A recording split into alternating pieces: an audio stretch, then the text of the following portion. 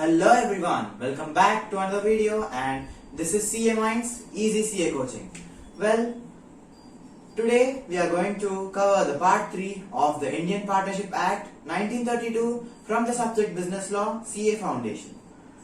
So, in the previous videos we have discussed about what is partnership and what is the true test of partnership and the essential elements of partnership. If you want to view those videos, please click on the I button over there and like, share, subscribe our channel for more interesting updates.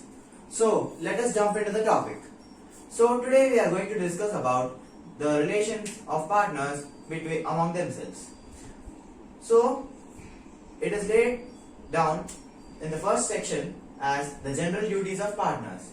General duties of partners say that partners are bound to carry on the business of the firm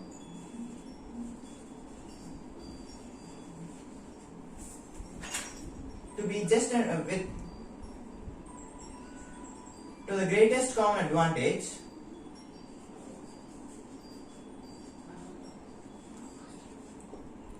and to be just and faithful to each other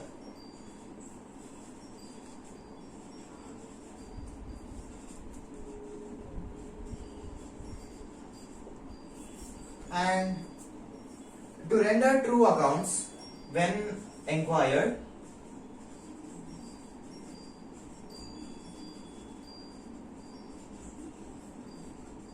and the last thing is they have to justify the term partnership. So this is the main theme of section 9, the general duties of partners.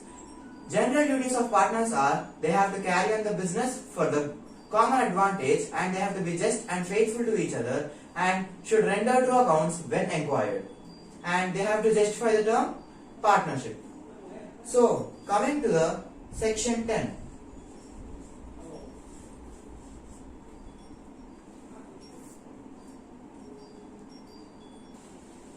So in the topic, the other section number 10 states that it is the duty to indemnify the loss caused by fraud of the partner. So indemnify means to compensate.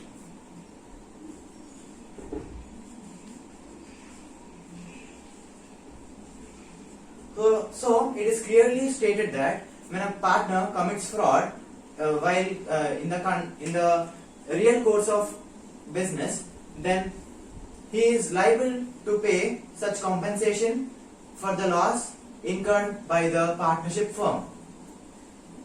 So this is the main theme about section 10, duty to indemnify the loss caused by fraud. So section 11 states that determination of rights and duties of partners by contract between the partners. So it is clearly stated that the rights and duties of partners must be formed by the contract between them.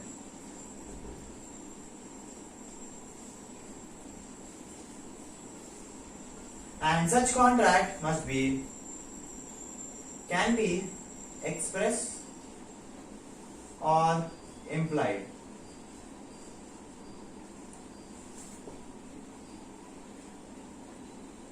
And such contract should vary with the consent of all the partners. When there is no consent, there would be no contract.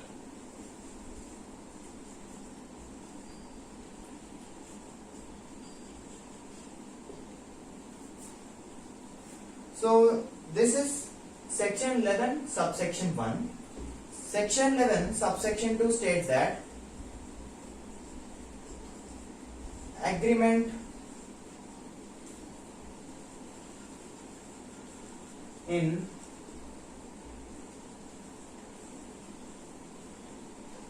restraint of trade. Such agreement must be between the partners such that there are some restrictions when the restrictions are imposed on the outgoing partner that he must not carry on business within specified local limits or specified time period. such agreements are only valid when the restrictions are reasonable. You will know about it more in the chapter Void Agreements. So, section 12 lays down that the conduct of the business. So, the main things are the partner has a right to take part in the conduct of the business. He has to attend diligently to his duties. He has a right to consult a person among the partners, and he has a right to access the books of accounts. So, coming to the first point, every partner has a right to take part in the ordinary course of business, and such business is a partnership business and a running business. So, coming to the second point, every partner has to attend diligently to his duties. We have already discussed that duties of a partner are they have to be just and faithful to each other. They have to render true accounts. They have to carry on the business the greatest common advantage.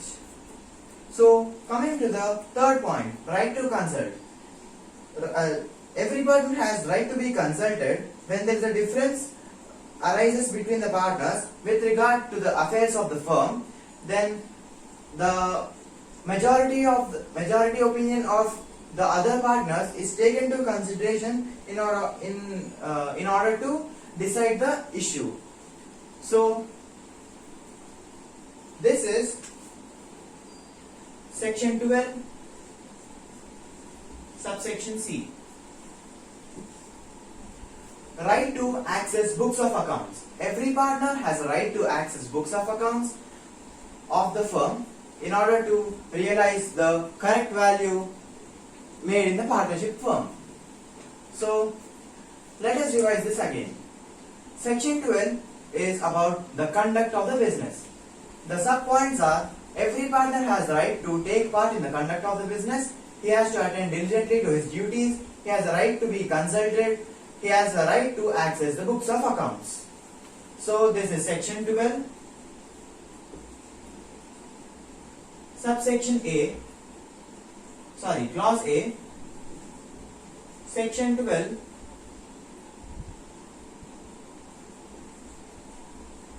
clause B.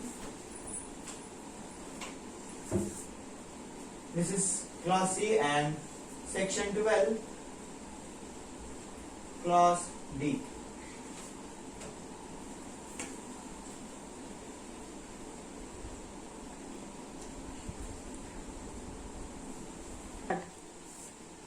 So, section 13 lays down about the mutual rights and liabilities of the partners.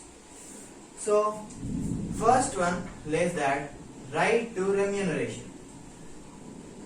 Generally, in the Partnership Act 1932, a partner is not allowed to take remuneration for his work done by him in the partnership firm.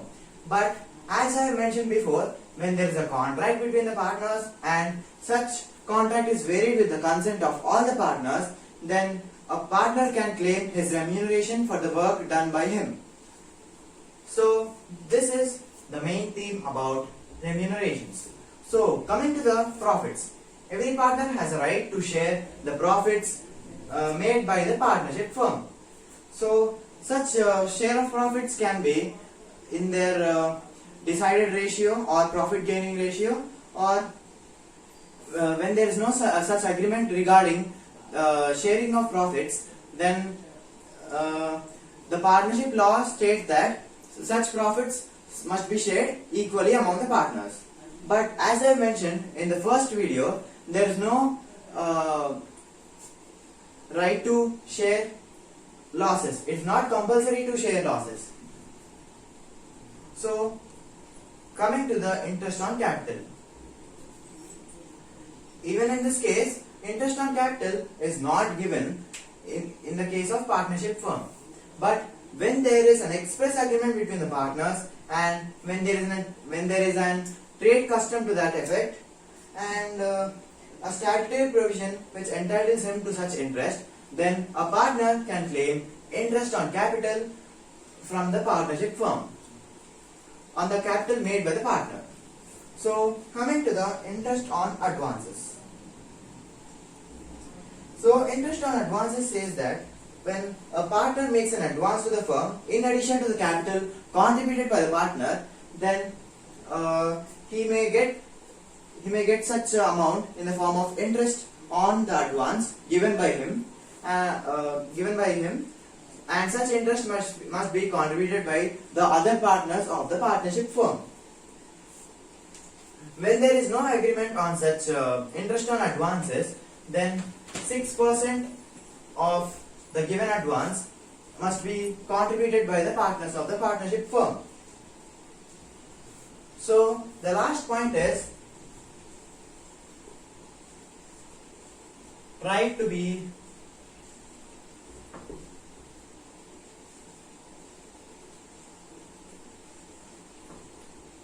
indemnified. So, right to be indemnified means a partner can claim compensation for the firm for his expenses, for the expenses incurred by him for the improvement of the partnership firm. So, this is the video, guys. Like, share, subscribe our channel for more interesting updates, and press the bell icon to get all the notifications regarding CA Minds Easy CA Coaching. Please do watch our 3-second trick series episodes for saving more time while solving math problems. Thank you.